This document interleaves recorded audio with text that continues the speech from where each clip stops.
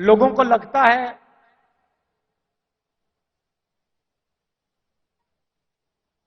कि राजनीतिक लड़ाई है, सत्ता की लड़ाई है, वो है। जल्दी बोल, कल सुबह पनवेल निकलना है। लोग सोचते हैं कि आजादी की लड़ाई सिर्फ अंग्रेजों के खिलाफ थी। नहीं, अंग्रेजों की लड़ाई अंग्रेजों के खिलाफ थी और राजा महाराजाओं के भी खिलाफ थी। अंग्रेजों की लड़ाई अंग्रेजों के खिलाफ थी और राजा महाराजाओं के भी खिलाफ थी। नागपूरच्या एका मैदानावर आज 138 वर्ष काँग्रेसला पूर्ण झाल्याच्या निमित्ताने एक है तैयार है हम नावाने रॅली पार पडली। आता है तैयार है हम या गोष्टीसाठी काँग्रेसने तर शड्डू ठोकला आहे आणि या रॅलीसाठी राहुल गांधी सुद्धा नागपुरात येऊन गेले। राहुल गांधींचं भाषण मोठ्या धीराने ऐकायला बसलो खरं, पण राहुल गांधींचं पूर्ण भाषण ऐकेपर्यंत मला जुन्या म्हणी आठवायला लागल्या। आता जुन्या म्हणी मला आठवण्याचं कारण असं की या देशामध्ये काही घटना घडल्या की तत्काळ एक म्हण आपल्या ओठावरती येते, अशी आपली महाराष्ट्राची संस्कृती आणि ही मराठी भाषा आहे। भाषण ऐकत ऐकत राहुल गांधींना बघत होतो तर मला उगाचच वाटायला लागलं की मजबुरी का नाम राहुल गांधी आहे। तर ही म्हण मला आठवण्याचं कारण असं आहे की आज या रॅलीला बऱ्यापैकी गर्दी दिसली। आता गर्दी कशी जमा होतात, सभेला लोक कुठून आणतात, हे काही आपण नवीन फार काही वेगळ्या पद्धतीने मांडणार नाही आहे, कारण त्याचं काही गणित आहे आणि त्या गणितानुसार सगळं व्यवस्थित फ्लो झालं की सभेला लोक येतात। अर्थात ते कोणाकोणाच्या सभेला कसे कसे येतात हेही सुद्धा काही फार संशोधनाची गोष्ट नाही, पण दिसणाऱ्या गर्दीवरतून असणारे दर्दी कळतीलच असं नाही। आज देशामध्ये वातावरण काय आहे आणि या देशातलं वातावरण आपण कसं ठेवायला हवं यावरती चिंतन करणं फार महत्त्वाचं आहे। राहुल गांधींनी है तैयार है हम नावाने ठोकलेला शड्डू नागपुरातून आपण सगळ्यांनी पाहिलाच आहे, पण या देशावरती पुन्हा तिसऱ्या वेळी येणार तर मोदीच असं सांगणारे लोकसुद्धा जोमाने कामाला लागलेले आहेत। आता एकीकडे भारतीय जनता पार्टी, एकीकडे काँग्रेस, 138 वर्ष पूर्ण झालेली काँग्रेस आणि दुसऱ्या बाजूला जगामध्ये आम्ही सगळ्यात मोठा राजकीय पक्ष म्हणून स्वतःला सांगणारा भारतीय जनता पक्ष। अहो, पण या दोघांच्या टकरीमध्ये 70 वर्षांच्या प्रवासामध्ये आजही आपल्या राजकीय सभांची भाषा काय आहे, आपल्या राजकीय सभांचे मुद्दे काय आहे, हा विचार आपल्याला पडला पाहिजे। अर्थात पुन्हा एकदा शाळा घेणं माझं काम नाही, शिक्षक मी तर नाहीच, परंतु इतके येडेबावळे आसपास असताना आपण काहीतरी थोड्याशा ज्ञानाच्या गोष्टी कराव्या असं वाटतं, म्हणून तुमच्याशी बोलतोय।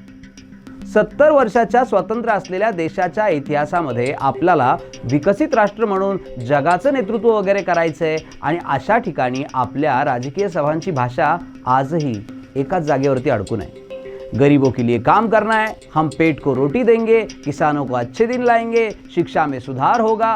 अहो, मला सांगा, 70 वर्षानंतर लोकांना समजावून सांगण्यासाठी राजकीय लोकांकडे चांगले मुद्दे नाही आहेत का लोकांचा प्रॉब्लेम आहे? नाही, म्हणजे मला तरी कळायला मार्ग नाही। म्हणजे ज्या पद्धतीने आज नागपूरमध्ये भाषणाची रीत होती आणि भाषणाच्या पद्धती म्हणजे सुरुवातीची काही भाषणं जी नेत्यांनी दिली राहुल गांधी येण्याच्या आधी, ती सगळी भाषणं मला पुन्हा पुन्हा जुन्या काँग्रेसचीच आठवण करून देतात आणि लोक म्हणतात त्यात चूक काय? अहो, या देशाला गांधींशिवाय तुम्हाला पर्याय दिसतच नाही। बरं, ठीक आहे, तो तुमचा भाव असू शकेल किंवा तुमच्या मनातले ते बोल असू शकतील, पण तरीही राजीव गांधींनी ज्या देशाचं स्वप्न पाहिलं होतं आणि या देशामध्ये पहिलं कम्प्युटर आणलं होतं, त्याच राजीव गांधींच्या मुलाला खुश करण्यासाठी आज तुमच्या भाषणाचा दर्जा काय? जरा तपासा, मी सांगायची गरज नाही।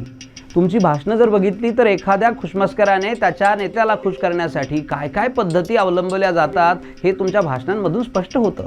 आणि हो, त्याही पुढे जाताना मला एक गोष्ट आवर्जून नमूद करायची, ती अशी की मोदींचं सरकार काय काम करतंय, मोदींचं सरकार कसं काम करतंय, भारतीय जनता पार्टीसाठी लोकांना किती अफेक्शन आहे, या सगळ्या गोष्टीच्या चिकित्सा आपण जर देशभर करत गेलो तर अनेक प्रश्न उभे राहतात। हे खरंच आहे, प्रश्न उपस्थित राहतात, पण त्याला उत्तर कुठे आहे?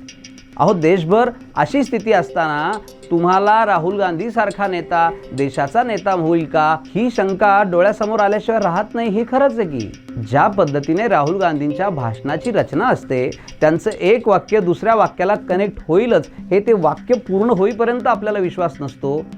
अशा नेत्याच्या हातामध्ये आपण हा देश द्यायला निघालोय का, हाही प्रश्नच आहे।